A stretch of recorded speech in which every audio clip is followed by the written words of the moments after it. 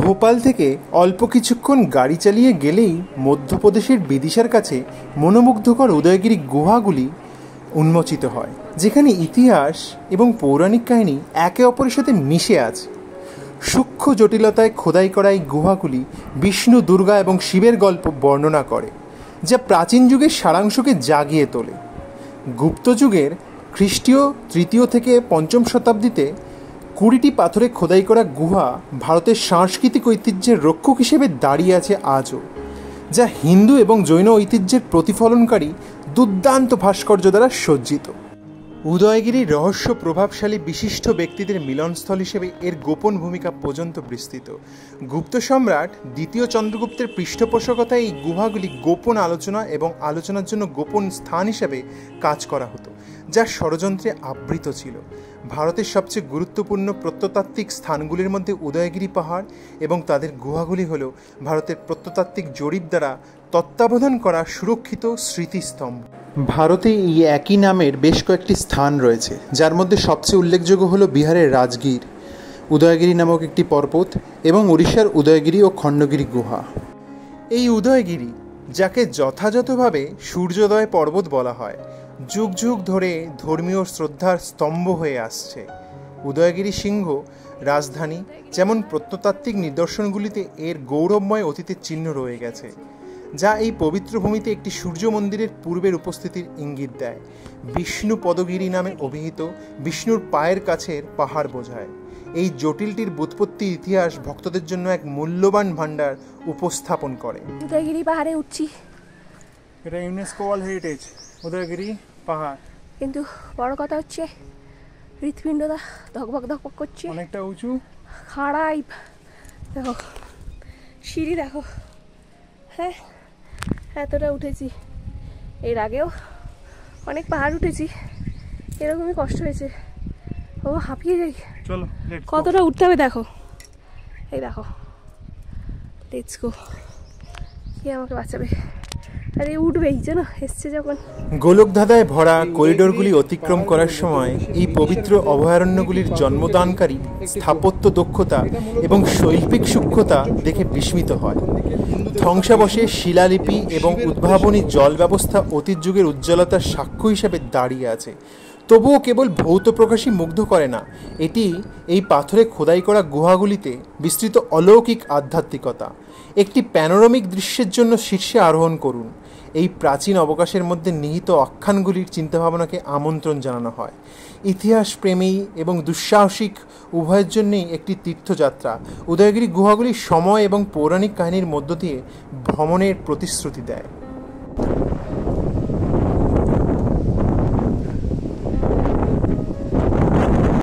আমরা এখন এসে পৌঁছেছি 20 নম্বর গুহাতে। এটি উদয়গিরি গুহা কমপ্লেক্সের একমাত্র গুহা, যা জৈন ধর্মের প্রতি নিবেদিত। এটি পাহাড়ের উত্তর পশ্চিম প্রান্তে অবস্থিত। প্রবেশপথে জৈন তীর্থঙ্কর পার্শ্বনাথের মূর্তি রয়েছে, যিনি একটি সর্প ফণার নিচে বসে আছেন। গুহাটি 5টি আয়তাকার কক্ষে বিভক্ত, পাথর স্তূপীকৃত। মোট দৈর্ঘ্য 50 ফুট, অর্থাৎ প্রায় 16 ফুট।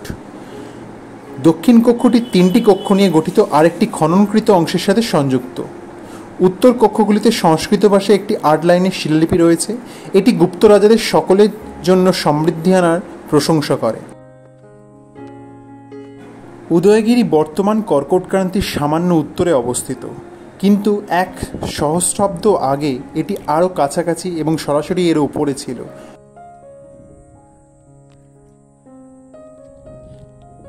কিছু ঐতিহাসিকদের মতে দিল্লির কুতুব মিনার স্থানে অবস্থিত কুয়াতুল ইসলামের আঙিনায় লোহার স্তম্ভটি মূলত উদয়গিরিতে অবস্থিত ছিল।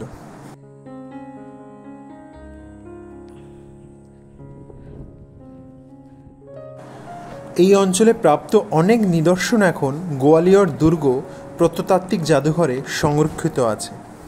1933 লেখা। 19বিংশ শতাব্দীতে আলেকজান্ডার কানিংহাম দক্ষিণ থেকে উত্তরে উদয়গিরির গুহাগুলির সংখ্যা নির্ধারণ করেছিলেন। তিনি কয়েকটি গুহা একত্রিত করে মাত্র 10টি গুহা উল্লেখ করেছিলেন। তিনি জৈন গুহাকে 10 নম্বর হিসেবে অভিহিত করেন। পরবর্তী গবেষণায় গুহাগুলিকে পৃথকভাবে চিহ্নিত করা হয় এবং তাদের সংখ্যা 20তে গিয়ে পৌঁছয়।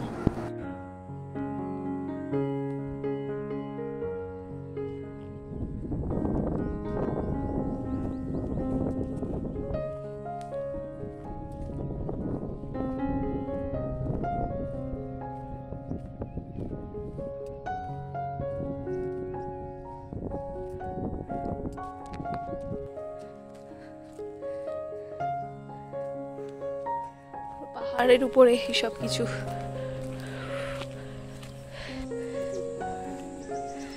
দারুণ ফল আসছে না ছবিতে, এই গাছটাতেও হয়ে আছে।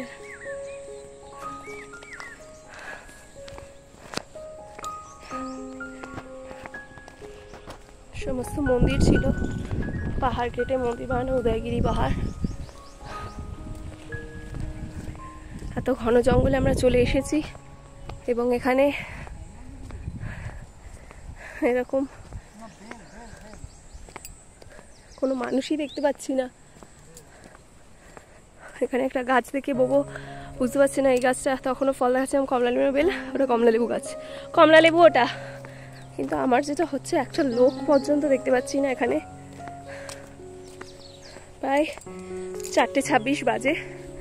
আমি আর বাবু উদয়গিরির পর্বতের একটা সাইড দিয়ে উঠে পড়েছি, আরেকটা সাইড দিয়ে নামার চেষ্টা করছি। এই সুন্দর সুন্দর পাখি আছে, পাখি অবধি ঠিক আছে, পশু বেরোলেই হয়ে গেল। জয়গুরু।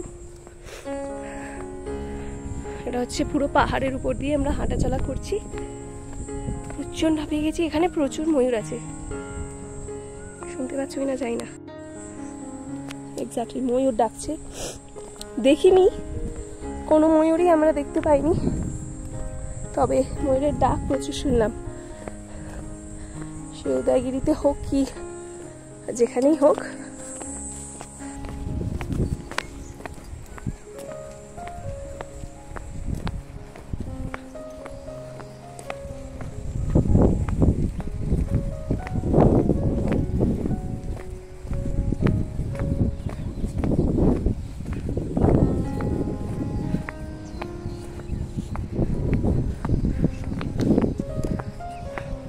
ময়ূর ডাকলো দেখলে, এত কাছ থেকে ময়ূর ডেকেছে, ভয় পেয়ে গেছি আমি। ময়ূর দেখলেও পালাবো না।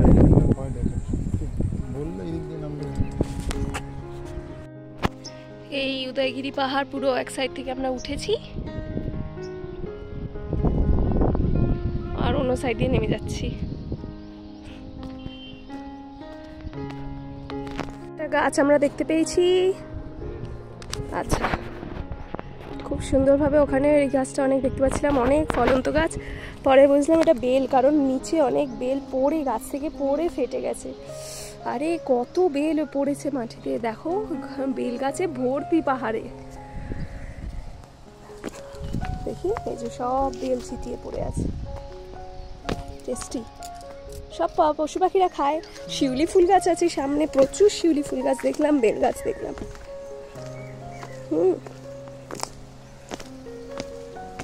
ওফ, কি সুন্দর বেলের ভিতরে হয়ে আছে ফলগুলো।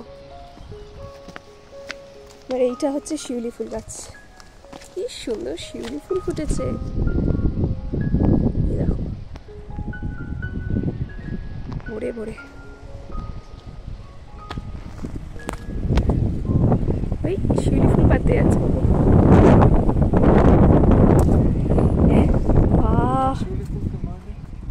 শিউলি ফুল নয়,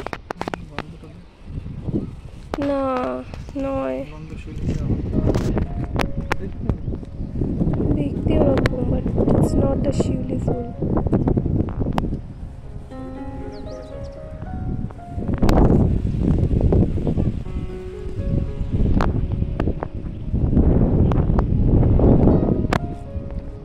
সবই দেখো ময়ূর, দুটো ময়ূর ওই যে পেখম মেলছে, কি বিশাল। আমরা অনেক দূরে দাঁড়িয়ে আছি, আমি জুম করে দেখাচ্ছি, এত বড় ময়ূর। ওই দেখো জুম করে দেখাচ্ছি, তাতেই তোমরা দেখতে পাচ্ছ অনেক দূরে ময়ূরটা, এতটাই বড়। এখান থেকে দেখে না বুকটা আটকে উঠছে। মানে ময়ূর দেখে ভয় পাওয়ার কিছু নেই, কিন্তু আমি তো কোনোদিন সামনাসামনি দেখিনি, এত দূর থেকে দেখি আটকে উঠছে। আর তখন হেঁটে আসছিলাম যখন, পাশেই একটা ময়ূর ডাকছিল, সামনে এলে আমার তো বোধহয় খুব ভয় পেয়ে যেতাম। Wow, it's beautiful. ও মা, কতটা বড় লাগছে বলো। আমরা অতটা দূরে দাঁড়িয়ে আছি, এই যে এত দূরে, আরো দূরে দাঁড়িয়ে আছি, স্টিল এত দূর থেকে দেখা যাচ্ছে, জুম করলেও দেখতে পাবে। কি সুন্দর সব ছেলে। উদয়গিরির মেন এন্ট্রান্স দিয়ে ঢুকে একটা ডান দিক দিয়ে, যেটা সিঁড়ি দিয়ে ওপরে পাহাড়ের চূড়ায় চলে যাচ্ছে, যেটা আমরা প্রথমে গেলাম, আর একটা বাম দিক দিয়ে নিচের সমতলে কিছু গুহা আছে, যেটা দিয়ে আমরা এখন চলেছি। এই স্থানে গুপ্ত রাজবংশের গুরুত্বপূর্ণ শিলালিপি রয়েছে, যা দ্বিতীয় চন্দ্রগুপ্ত এবং প্রথম কুমারগুপ্তের রাজত্বকালের। এগুলি ছাড়াও উদয়গিরিতে শিলা আশ্রয় এবং পেটোগ্লিফ, ধ্বংসপ্রাপ্ত ভবন, শিলালিপি, জল ব্যবস্থা, দুর্গ এবং বাসস্থানের ঢিবিও রয়েছে, যার সবকটিই অব্যাহত প্রত্নতাত্ত্বিক গবেষণার বিষয়। উদয়গিরি গুহা কমপ্লেক্সটি বিশাল গুহা রয়েছে, যার মধ্যে একটি জৈন ধর্মের জন্য, বাকিগুলি হিন্দু ধর্মের জন্য নিবেদিত। জৈন গুহাটি 425 খ্রিস্টাব্দের প্রাচীনতম জৈন শিলালিপির মধ্যে একটি উল্লেখযোগ্য, যেখানে হিন্দু গুহাগুলিতে 401 খ্রিস্টাব্দের শিলালিপি রয়েছে।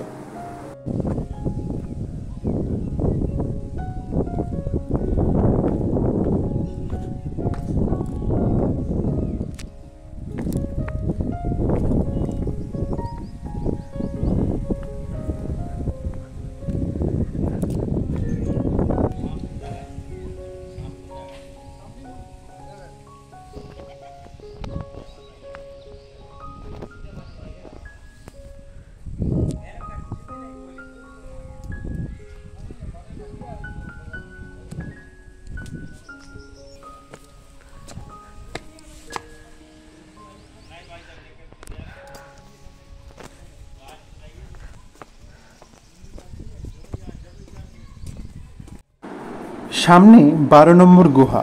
এই 12 নম্বর গুহাটি বৈষ্ণব ধর্মের সাথে সম্পর্ককৃত একটি গুহা, যা নৃসিংহের দণ্ডায়মান মূর্তি বা বিষ্ণুর নরসিংহ অবতার ধারণকারী কুলুঙ্গির জন্য পরিচিত। নৃসিংহ খোদাইয়ের নিচে বিষ্ণুর দুটি দণ্ডায়মান মূর্তি রয়েছে। 12 নম্বর গুহাটি একটি পাথরের মধ্যে খনন করা হয়েছিল এবং এর শিলালিপিতে পূর্ব বিদ্যমান শিলালিপি রয়েছে, তার স্পষ্ট প্রমাণের জন্য উল্লেখযোগ্য। লিপিটি শঙ্খলিপি। সম্ভবত বিভিন্ন ধরনের শৈলীর কারণে এর বেশ কয়েকটি সংস্করণ রয়েছে, যা সবকটিই আজ এখনও অব্যক্ত।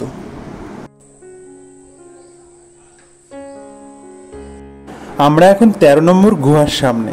13 নম্বর গুহায় একটি বৃহৎ অনন্ত সায়ন প্যানেল রয়েছে, যেখানে বিষ্ণুর বিশ্রামরত মূর্তি নারায়ণ হিসেবে চিত্রিত হয়েছে। বিষ্ণুর পায়ের নিচে দুজন পুরুষ, একজন নমস্কার ভঙ্গিতে হাঁটু গেড়ে বসে আছেন আর তার পেছনে আরেকটি ছোট দাঁড়িয়ে আছেন। হাঁটু গেড়ে বসে থাকা মূর্তিটিকে সাধারণত দ্বিতীয় চন্দ্রগুপ্ত হিসেবে ব্যাখ্যা করা হয়, যা বিষ্ণুর প্রতি তার ভক্তির প্রতীক।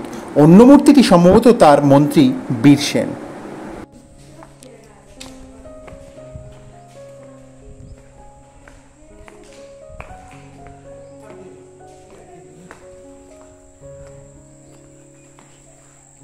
মানে এর মধ্যেই সব আসলে পাহাড় কেটে কেটে সেখানে বুদ্ধ মূর্তি স্থাপন করে পূজা অর্চনা করত।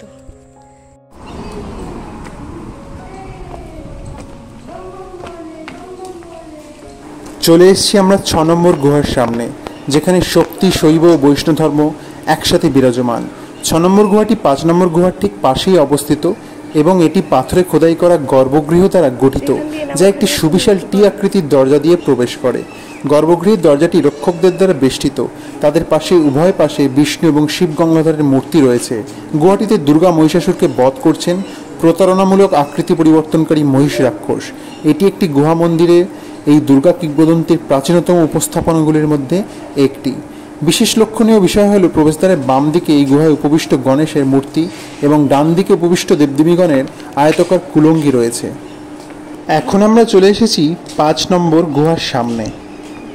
এটি বিষ্ণুর বরাহ বা মানব সুরের অবতারে দেবী পৃথিবীকে সংকটে উদ্ধার করার আখ্যান এখানে রয়েছে। এত সুন্দর একটা স্টোরি এখান দিয়ে বলা হচ্ছে। মানে কি বলছে যে ভূদেবী অর্থাৎ গডেস আর্থকে যে রাক্ষস হিরণ্যকশ যখন মানে ক্যাপচার করেছিল, আক্রমণ করেছিল এবং তাকে লুকিয়ে রেখেছিল গভীর জলের মধ্যে, তখন আমাদের বিষ্ণুদেব, ভগবান বিষ্ণু, তিনি বরাহ রূপে আসেন। এই যে বরাহ রূপে আসেন এবং সেই বরাহ মানে শুকর রূপে এসে মানে ভূদেবী আমাদের পৃথিবীকে রক্ষা করেন। আর ওই যে হিরণ্যকশ যে দানব, সেই দানবকে কি করেছিল? হত্যা করেন। তাহলে দানবকে হত্যা করেন হচ্ছে তিনি বলছে যে তার রাইট টাস্ক, মানে বরাহ হচ্ছে দাঁত থাকে না, ডান দিকের দাঁতের মধ্যে সেই করেছিল, মানে ওই দানবটাকে ধরে তুলে আছাড় মেরেছিল মেরে ফেলেছিল, আর তারপর ভূদেবীকে উনি ফেরত আনেন। তো সেই কোন সময় থেকে আমাদের বিষ্ণুদেবের রূপের পুজো হয়ে আসছে, কোন আমল থেকে। খুব সুন্দর।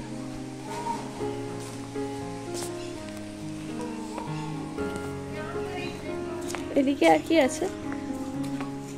আর কিছু নেই। বিশাল বড় এই এত কিছু শুধু মন্দিরে, মানে পাহাড়ের খাঁজ কেটে তৈরি করা। উদয়গিরি যা কিছু দেখার আমরা মোটামুটি কভার করেছি। এরপরে আসছি অন্য কোনো ভিডিও নিয়ে। সঙ্গে থাকো, পাশে থাকো। চলো, বাই।